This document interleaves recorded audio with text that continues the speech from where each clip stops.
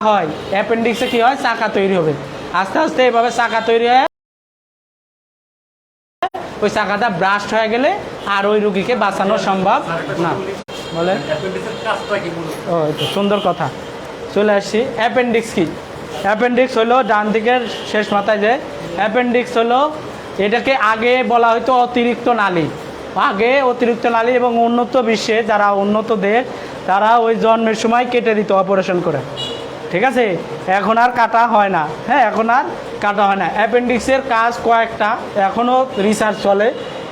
Appendix হলো ওয়াল, যাবেন তো যাবেন, আমারে নিয়ে যান না, আপনি যান, আমারে নিয়েন না, যান, আমারে নিয়েই চলে গেল। অ্যাপেন্ডিক্সের অতিরিক্ত নালী ভাবা হয়তো, হ্যাঁ এই যে অ্যাপেন্ডিক্স, এটা কিছু হয় না, এটা খাবারও আছে না, এমনি পড়ে আছে লাস্টের দিকে, কিন্তু এটা অতিরিক্ত কোনো নালী না। কারণ অতিরিক্ত হলে কোনো কিছু আল্লাহ অতিরিক্ত তৈরি করেনি। এক কথা হলো বিশেষ, এখান থেকে রিসার্চ, বিজ্ঞানীরা যত রিসার্চ হলো কোরআন থেকে, বডি সম্পর্কে, ঠিক আছে। বা সৃষ্টিকর্তা যেই যাই বলেন, সৃষ্টিকর্তা একজন আমাদেরকে সৃষ্টি করেছে, তার সৃষ্টিকর্তাই আছে। আর যারা অন্য কথা তাদের সাথে আমি মাপ চাই, আমি কারো কথা বলতে পারবো না। যারা যাদের মতবাদ নিয়ে ঘুরেন সেটা তাদের বিষয়, ঠিক আছে। আমার সাথে কোনো দ্বিমত নাই, আমি যেটা বুঝি আপনাদেরকে বুঝালাম।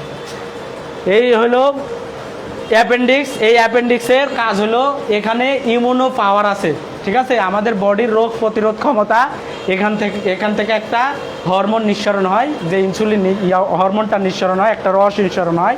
সেই রসটা আমাদের বডির কী করে, রোগ প্রতিরোধ ক্ষমতা বাড়ায়, ঠিক আছে। যে কোনো রোগ হলে, যেমন একটা রোগ প্রতিরোধ আমাদের আমাশয় হয়, দেখছেন, যাদের ক্রনিক ডিসেন্ট্রি হয়, এই ক্রনিক ডিসেন্ট্রি থেকে প্রতিরোধ করে, ডিসেন্ট্রি হতে দেয় না। এই অ্যাপেন্ডিক্স ডিসেন্ট্রি কী করতে দেয় না, হতে দেয় না, ঠিক আছে। ওই ডিসেন্ট্রি হলে এখান থেকে একটা রস নিঃসরণ হবে, নারীর মধ্যে যে কোনো একটা রোগ হলে এখান থেকে একটা ইমিউনিটি পাওয়ার নিঃসরণ হবে, এই রোগটা হতে দেবে না, ডায়রিয়া হতে দেবে না। বিশেষ করে ডায়রিয়ার কথা না, এখানে ডিসেন্ট্রির কথাই বলা হয়েছে, ঠিক আছে। তাহলে এর কাজ হলো এই ইমিউনিটি পাওয়ার ইয়ে করা। হ্যাঁ, আরও কাজ আছে, এখন আমার এই মুহূর্তে মনে নাই, আরও কাজ আছে, এরকম কাজ আর কি। এটাকে আরও অতিরিক্ত নালী বলা যায় না, বলা হয় না। এক কথা, প্রধান কাজ হলো তার থেকে ইমিউনিটি পাওয়ার আসে, রোগ প্রতিরোধ ক্ষমতা আছে তার ভিতরে, ঠিক আছে। এটা হলো মূল কথা। তারপরে বিভিন্ন রোগের প্রতিরোধ ক্ষমতা আছে, এটা আমরা বর্ণনা করি। তাহলে অ্যাপেন্ডিক্স হলো এই জিনিস, ঠিক আছে। এখানে এখন অ্যাপেন্ডিক্সে প্রদাহ হলে, এখন তাকে প্রদাহ কি, প্রদাহ অর্থ কি, ইনফ্লামেশন মানে প্রদাহ মানেটা কি, প্রদাহ একটা প্যাথোলজিক্যাল ওয়ার্ড, প্রদাহ একটা কি, প্যাথোলজিক্যাল ওয়ার্ডের সমাহার। হ্যাঁ, এই প্যাথোলজিক্যাল ওয়ার্ড যা অনেক রোগকে বোঝায়, ঠিক আছে, এই ইনফ্লামেশন শব্দ দিয়ে। হ্যাঁ, তাহলে আপনাদের সংক্ষেপে বাংলা কথা হলো প্রদাহ। এখন এই প্রদাহর সংজ্ঞা অনেক বড়, আপনাদেরকে কয়েকটা 5টা জিনিস মনে রাখতে হবে। যেখানে প্রদাহ হয়, লেখেন প্রদাহ হলে কি কি হয়, হবে অন্য জায়গাতে নোট হবে, হ্যাঁ রোগের মধ্যে আসবেন। প্রদাহ কি বলতে, যেই জায়গাতে প্রদাহ হয়, আপনাদের জায়গা থেকে এতটুকু লাল হয়ে যায়, লেখেন লাল হয়ে যায়, আপনি লেখেন না লাল হয়ে যায়। হ্যাঁ, 2 নাম্বার ব্যথা থাকে, থরে ফুলে যায় হয়, তারপরে ব্যথা থাকে, হ্যাঁ। 4 নাম্বার পুজ হয়, বা গরম পুজ হয়, গরম হয়ে থাকে। লস অফ ফাংশন, ওইখানে বডির কোনো কার্যক্ষম। 3 নাম্বার লিখছেন, গরম হয়। 6 নাম্বার লেখেন, ইয়া করে লিখছেন যেহেতু, লস অফ ফাংশন। 5 নাম্বার পুজ হয়, পুজ ফর্মেশন, গরম পুজ, লাল হওয়া, ফুলে যাওয়া, ব্যথা থাকা, গরম হওয়া, পুজ হওয়া। যেখানে পুজ হওয়ার এখানে লিখতে হয় লস অফ ফাংশন, লিখছেন, লেখার সমস্যা নেই। ওইখানে বডির কোনো কার্যক্ষমতা থাকে না, বলতেছি। এখন আসেন আরও সহজ ভাষায় বলে দিতেছি আপনাকে। যেই জায়গাতে ইনফ্লামেশন হয়, আপনারা ফোড়া দেখছেন, ফোড়া অ্যাবসেস হয়, অ্যাবসেস, হ্যাঁ অ্যাবসেস হয়। এইদিকে এখন খেয়াল করেন, আপনার ক্লিয়ার কথা। অ্যাবসেস, বডিতে অ্যাবসেস হয়েছে, দেখবেন ওই জায়গা প্রথমে লাল হয়ে গেছে। যেই জায়গাতে অ্যাবসেস হবে ওই জায়গাটা কি হয়ে যায়, লাল হয়ে যায়। তারপরে দেখবেন আস্তে আস্তে ফুলতেছে, আস্তে আস্তে কি হইতেছে, ফুলতেছে। 3 নম্বর দেখবেন এই জায়গা ব্যথা করতেছে, কি করতেছে, ব্যথা করতেছে। 4 নম্বর দেখবেন এই জায়গা কি হয়েছে, পুজ হয়ে গেছে। 5 নম্বর দেখবেন এই জায়গায় পুজ হওয়ার পরে দেখবেন যে জায়গাটা তাপ দিলে গরম হয়ে থাকে, কি থাকে, গরম অনুভূত হয়। বা অনেক সময় জ্বর আসে, জ্বর আসে না, পুজ জ্বর আসে। আবার ওই লোকালিও গরম থাকে। আর ওই জায়গা যখন কাটা হয়, ওই জায়গা যখন কাটা হয় দেখবেন ওই জায়গা কাটলে রক্ত বের হয় না, কি বের হয়, পিউজ বের হয়। ওই টার্মটাকে বলা হয় ফাংশিওলোসা বা লস অফ ফাংশন। যেখানে আমরা যে ইনফ্লামেশন শব্দ, এই ইনফ্লামেশন শব্দ একটা প্যাথোলজিক্যাল ওয়ার্ড, ঠিক আছে। এই প্যাথোলজিক্যাল ওয়ার্ডকে আমরা সংক্ষেপে মনে রাখার জন্য মনে রাখি rubor, calor, dolor, loss of function, pus formation or pus formation. Rubor মানে লাল হয়ে যায়, কেলোর মানে ফুলে যায়, ডোলোর মানে ব্যথা থাকে।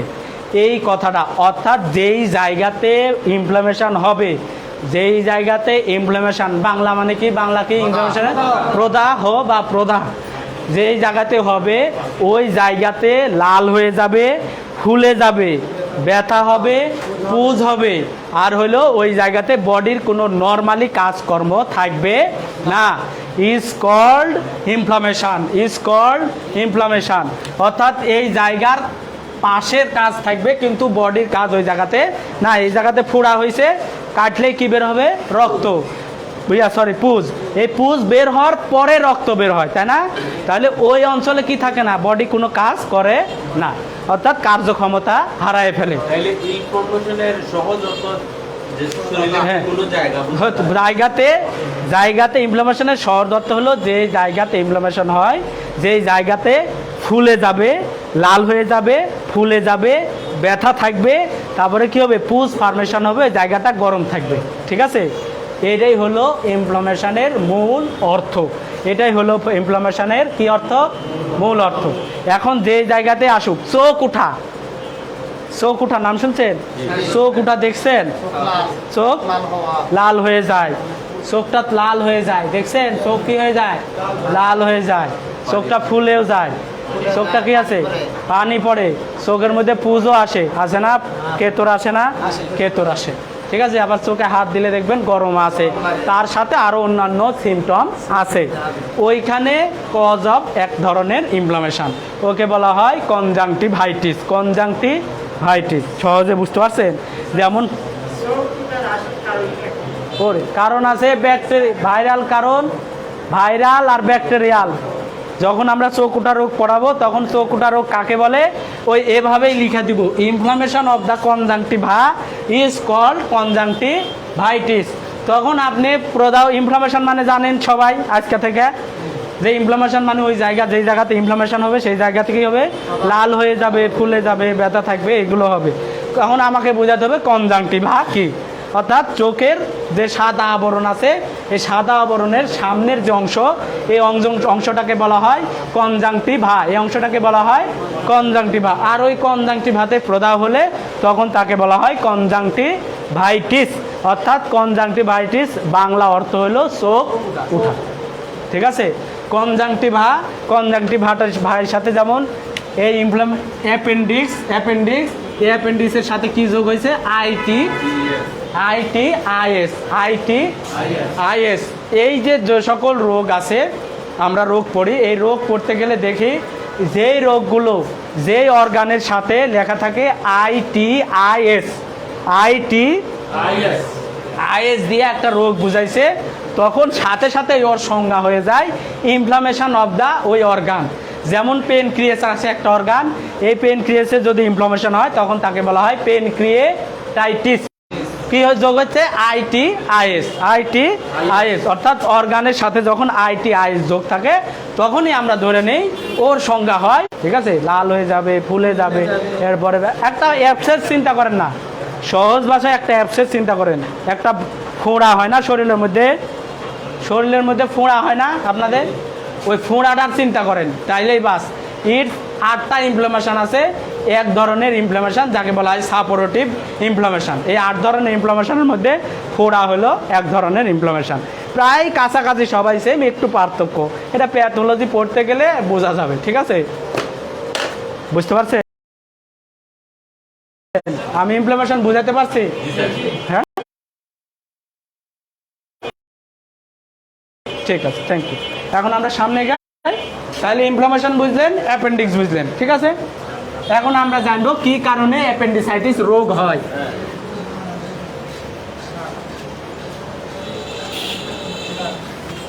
পারবো, এরপরে পারবো না, যা হবে আপনারা সামনের দিনে, আপনাদেরকে নিয়ে এত সমস্যা হবে, ওনাদের ক্লাস করাতে করাতে। আপনাদেরকে অন্য দিন করা যায় না? সবচেয়ে বেটার হয় অন্য দিন করলে, আমাদের করলে। মেন পয়েন্টগুলো আমি তুলে ধরার চেষ্টা করি আপনাদের, ঠিক আছে। শক্ত খাবার,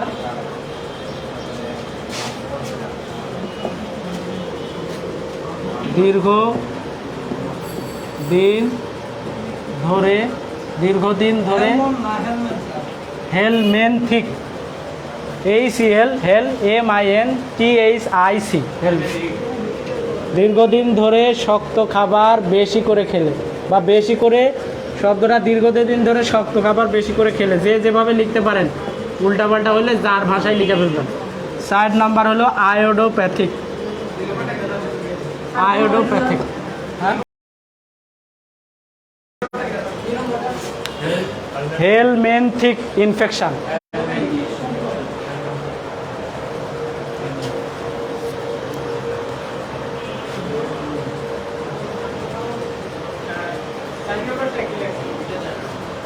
চার নম্বর IDOPATHIC,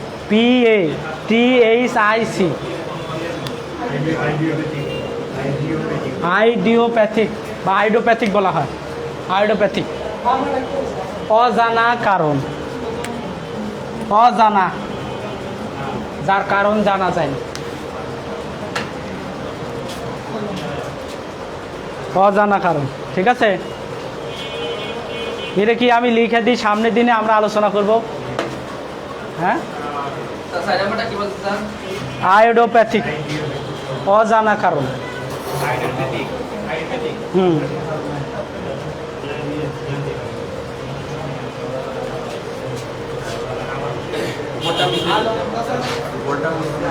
আমাকে নামাজের সময় দেবে।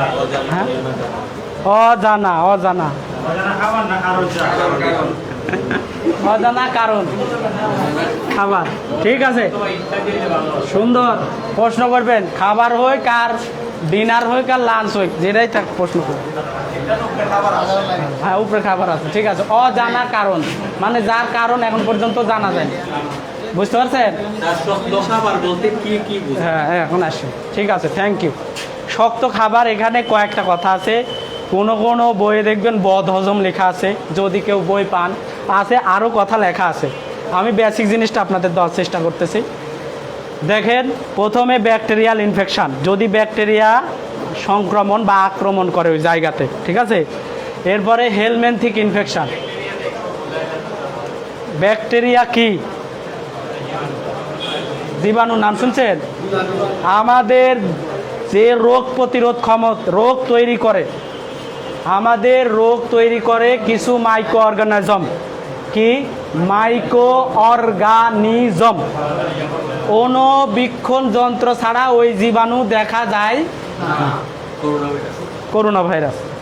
তার মধ্যে 1 number virus, bacteria, fungus, protozoa, এই 4টা। আরেকটা পার্টি আছে, সেটার নাম হলো রিকেটসিয়া, সেটা একদিক ভাইরাসের দিকেও যায়, একবার ব্যাকটেরিয়ার দিকেও যায়, গোল আলু যাকে বলা হয়। এই 4টা 5টা যে মাইক্রো অর্গানিজম আছে, এই 4টা 5টা মাইক্রো অর্গানিজম আমাদের রোগ তৈরি করে। এখন ব্যাকটেরিয়া কি, এটা আপনাকে জানাতে হলে ব্যাকটেরিয়ার একটা মাইক্রো অর্গানিজম যেটা আমাদের উপকারও করে, জানেন? ব্যাকটেরিয়া খাই আমরা, কে বলতে পারবে? এই তো, থ্যাংক ইউ। দই ব্যাকটেরিয়া ছাড়া হয় না। তারপরে ফাঙ্গাসও খাই, ছত্রাকও আমরা খাই, সেটা তো জানি আমরা। কি খাই? মাশরুম, তারপরে যে পাউরুটি, বন ফুলে, এগুলোতে ছত্রাক ব্যবহার করে।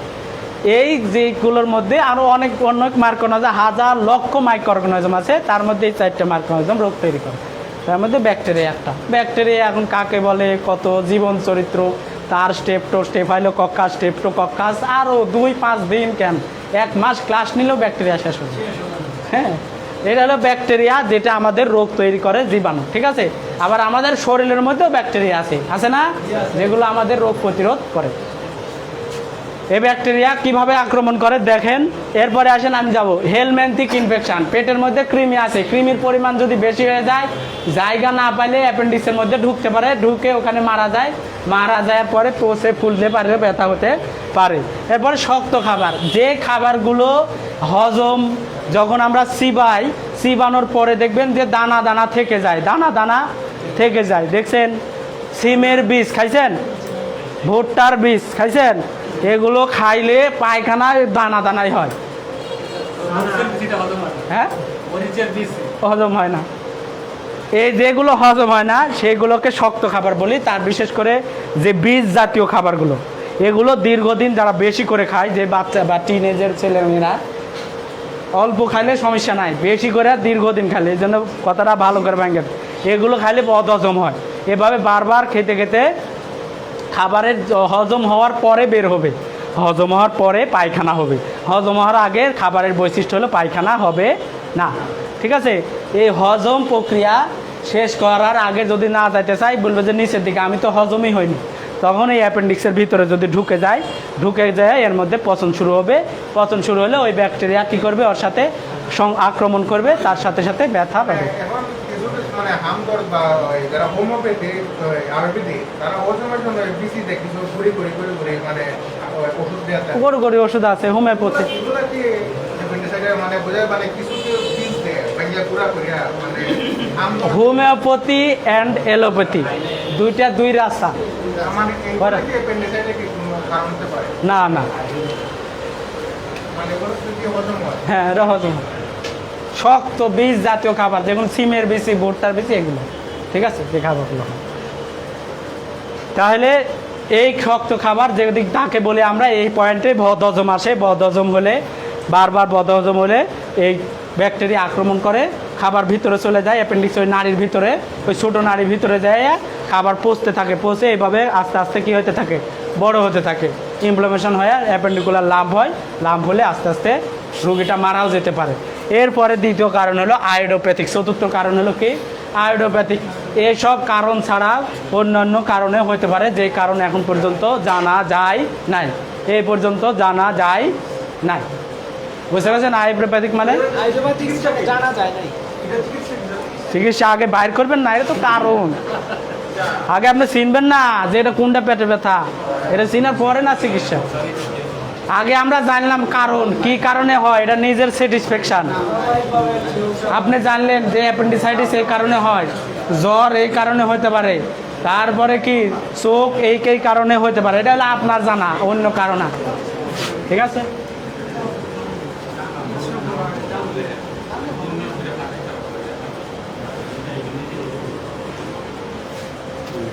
আমি এখন ইংরাজি লিখে দেব সামনে ক্লাসে, এখান থেকে আমি শুরু করব। ঠিক আছে, আজকে থেকে আমি আর পারতেছি না, সময় শেষ, নামাজ পড়তে পারবো। ক্লিনিক্যাল ফিচার্স বা ফিচার, সংক্ষেপে বলি সিএফ, লক্ষণ বাংলাতে বলি। ক্লিনিক্যাল ফিচার মানে ওই রোগটা কি কি, ক্লিনিক্যাল মানে চোখের সামনে কি কি সমস্যা নিয়ে আসতে পারে। বুঝতে পারছেন? প্রত্যেকটা রোগের ক্লিনিক্যাল ফিচার জানতে হবে। প্রত্যেকটা রোগের কি জানতে হবে? লক্ষণ, চিহ্ন। নাম শুনছেন না, সাইন সিমটম। এই ক্লিনিক্যাল ফিচারের মধ্যে সাইন সিমটম একই কথা। ঠিক আছে, সাইন সিমটম। সিমটম মানে লক্ষণ, সাইন মানে চিহ্ন। সিমটম মানে লক্ষণ, সাইন মানে চিহ্ন। আমরা একত্রে বলি ক্লিনিক্যাল ফিচার। মানে ওই রোগটা কি কি ফিচার নিয়ে, কি কি দৃশ্যমান কারণ, মানে কি কি কারণ আসতে পারে, কি কি কাজ তার সমস্যা থাকতে পারে। ঠিক আছে, কি কি সমস্যা তার থাকতে পারে, এইটার নাম হইল ক্লিনিক্যাল ফিচার বা ওই রোগের লক্ষণ। 1 নম্বর লেখেন, acute severe pain right side of abdomen. ঠিক আছে, right side of abdomen. Bangla লেখেন, পেটের ডান কি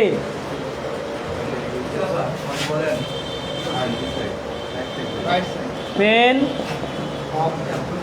in the right side abdomen. Right side of abdomen, right side abdomen. পেটের ডান দিকে চলে যাবে। হ্যাঁ, আমবিলিকাল ইউএম আমবিলিকাল অ্যারাউন্ড দা আমবিলিকাল। নাভির চারপাশ থেকে ব্যথা শুরু হয়ে, বাংলা, নাভির চারপাশ থেকে ব্যথা শুরু হয়ে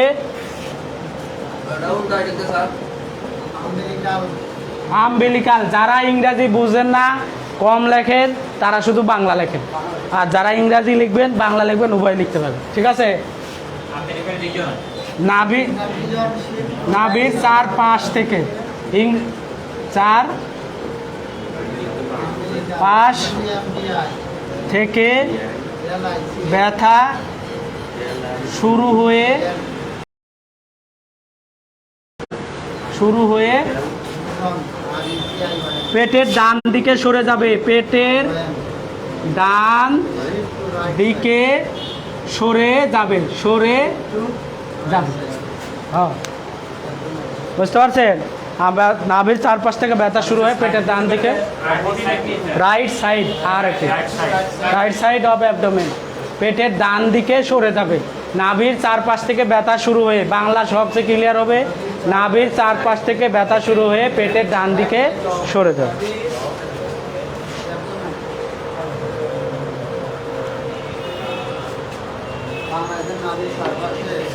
ব্যথা শুরু হয়ে ডান দিকে সরে যাবে। 3 নাম্বার, মেক পার্ট নিস পয়েন্টে ব্যথা থাকবে। মেক বার্নিস পয়েন্টে ব্যথা থাকবে। 4 নম্বর, রিবাউন্ড টেন্ডারনেস। এটা ডি লিখ, মনে রাখেন, না tenderness, rebound tenderness. 5 number,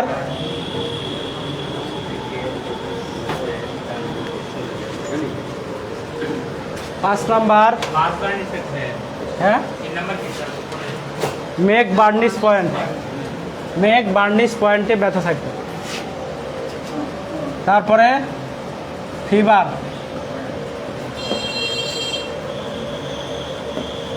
6 number, 5 number, নাউসিয়া or vomiting.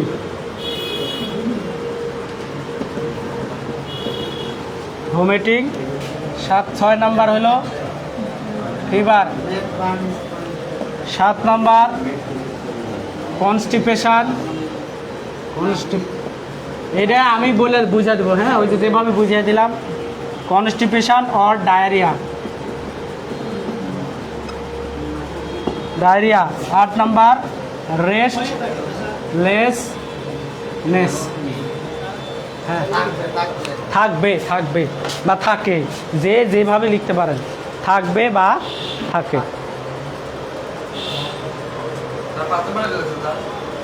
5 number, নাউসিয়া vomiting. বমি ভাব, বাংলা, বমি ভাব বুঝেন? বমি ভাব বুঝেন? হ্যাঁ, ভাব আর বমি হওয়া। ভমিটিং মানে হলো কি, বমি হওয়া, বমি হয়ে গেছে, ওই টার্মকে বলা হয় ভমিটিং। আর বমি ভাব, ওইটাকে বলা হয় নাউসিয়া। হ্যাঁ। 7 নম্বর, কনস্টিপেশন ডায়রিয়া। কোষ্ঠকাঠিন্য মানে বুঝেন? পায়খানা শক্ত হওয়া, কষা হওয়া, আর ডায়রিয়া মানে পায়খানা পাতলা, যে কোনো একটা থাকতে পারে, যে কোনো একটা। এটা অথবা মানে বুঝেন, অথবা এই চিহ্ন মানে অথবা যে কোনো একটা থাকতে পারে। বমি হয়ে গেলে, হ্যাঁ, ফিভার মানে জ্বর, আর রেস্টলেসনেস মানে রুগী অস্থির থাকবে, কান্নাকাটি করবে, চিল্লাচিল্লি করবে। আজকে এ পর্যন্তই। সামনে আমরা এই লক্ষণ থেকে শুরু করব, লক্ষণ থেকে শুরু করে আমি সামনে নিয়ে একজনকে নিয়ে আসে বুঝে তারপর আমরা ট্রিটমেন্ট দেবো। সিভিয়ার জ্বর নাকি হালকা জ্বর, থ্যাংক ইউ, হালকা জ্বর থাকবে, জ্বর বেশি থাকবে না, 90 ডিগ্রি বা 100 এরম থাকবে। হ্যাঁ, মাইল্ড জ্বর মানে খুব হালকা থাকবে, জ্বরটা বেশি থাকবে।